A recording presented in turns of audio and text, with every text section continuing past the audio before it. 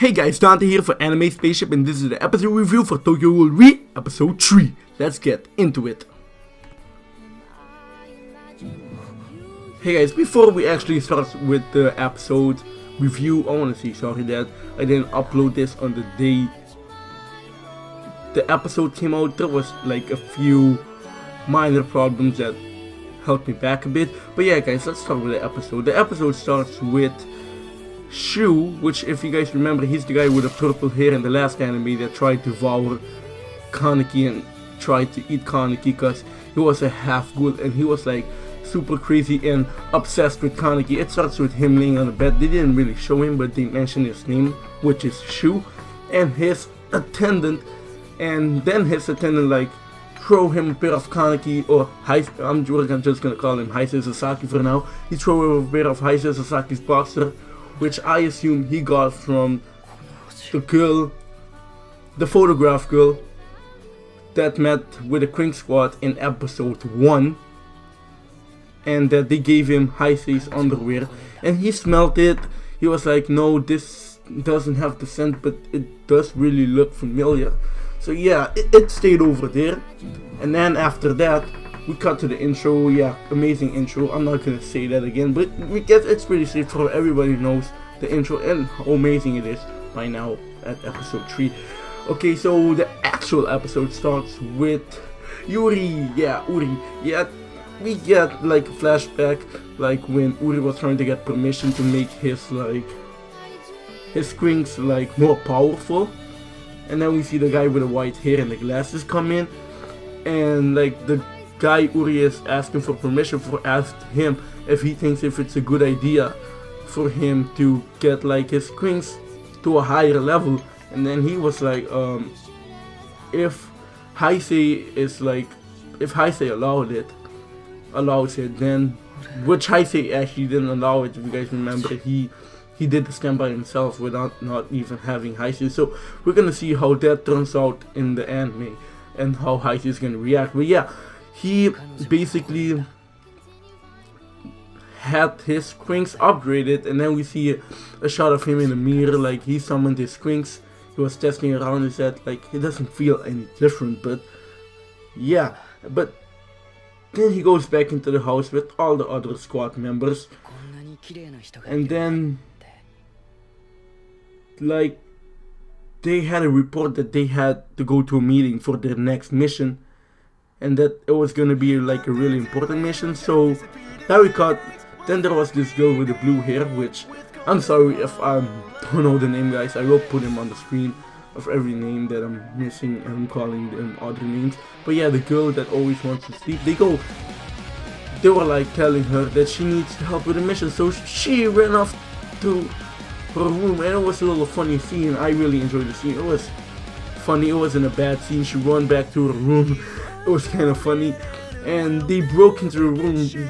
The leader, Uri, and the squad leader broke into the room with the other guy behind him, which honestly I thought was a girl, but I'm later in that in a couple next minutes. But yeah, they break in the room, and basically Uri acted like the squad leader, which I think Uri still should be the squad leader, because he's the one acting like the squad leader and not the squad leader himself. The squad leader himself, I don't know, he's one of those kind of dumb anime characters that really don't know what's going on, but is really strong for no particular reason. So yeah, they break in the room. He lies for that the CCG has been keeping tabs on her, and they know that she hasn't been doing nothing, which isn't true, and that if she doesn't tag along for this mission, she's gonna basically get fired. So she was like, okay, I'm going to sleep now. She turns off her Nintendo or whatever she was playing on, and yeah, they get ready for bed. So the next scene, we see Heise Sasaki with the Queen Squad at the meeting. We see them at the meeting to find out the mission, and they didn't quite start there because they were waiting for the girl with the blue hair and the squad leader to arrive. And it's like Uri planned this all along because he knew they were gonna be late, and he knew like they weren't going to come to the meeting, so he was playing this all along. He was like talking to himself, and he was like, yes, I can finally get that leader, because Heisei will like know they're gonna be late or they're not gonna show up. And he was getting all excited. Then they show up. The squad leader shows up with the girl on his back, half asleep. Then was like, GHOULRE was like, okay, get ready to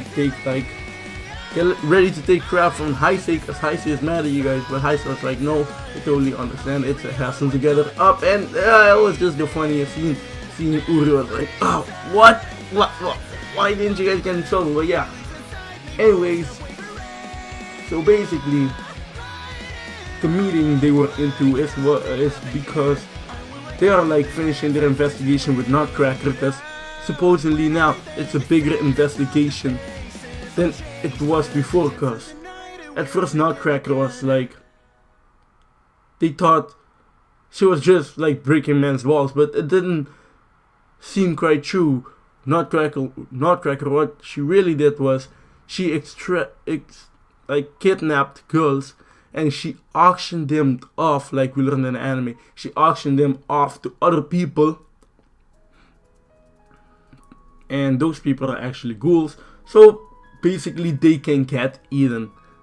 Short story, and yeah, it's pretty obvious. I thought that was gonna happen too.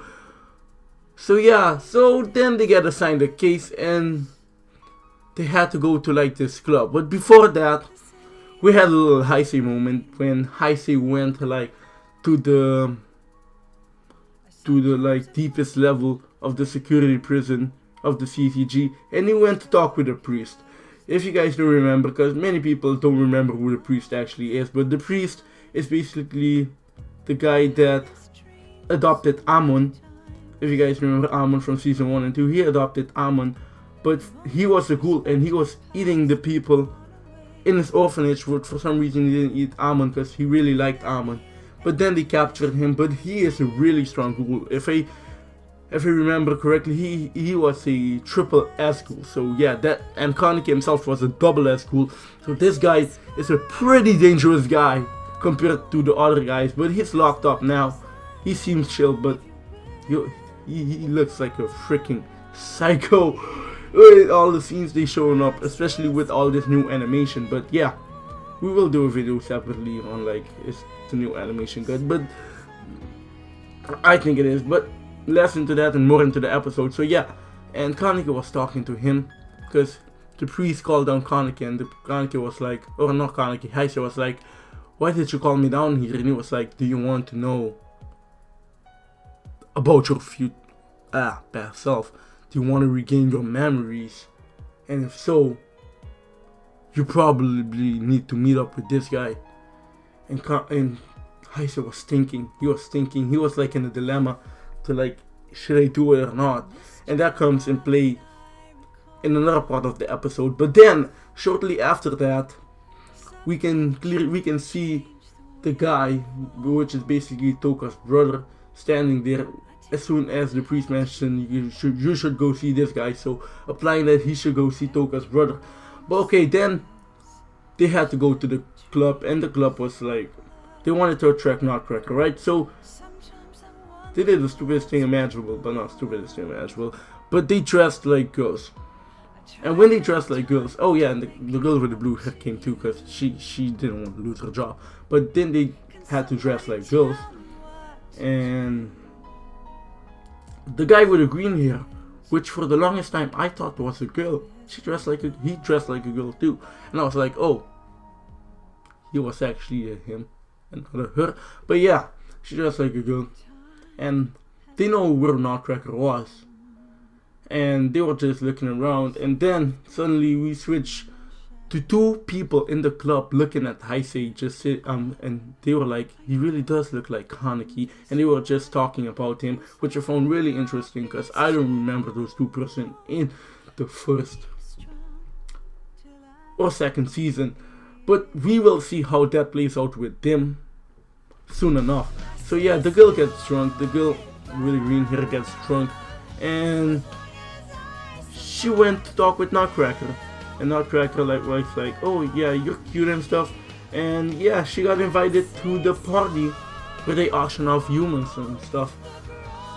So then we cut to a scene back with Kaneki thinking and he was like debating again if he should get his memory. And just when we were giving the answer, the squad leader called him and was like, "Hey, Teach, look at her, she got drunk." And briefly, Heisei looked at him and was like, "If I ever change back to Kaneki, I would never want to forget these people."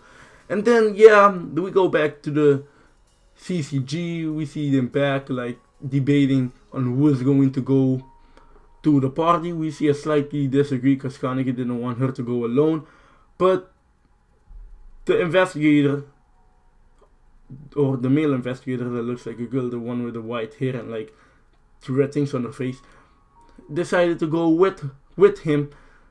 So him and the girl with the green hair are basically going to the party where they auction off humans so ghouls can eat them, basically.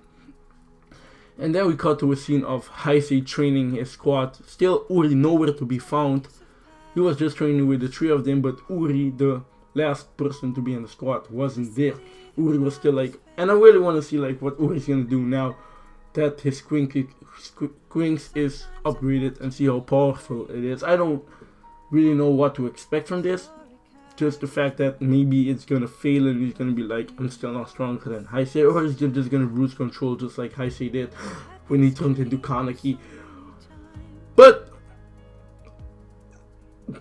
yeah, that was basically the episode. They were off training, and then we got like then we see them just training and counting down the days till November 11, and then the day arrives and the episode ends with everybody being there and like the plan starting. And we see some people we saw in the intro.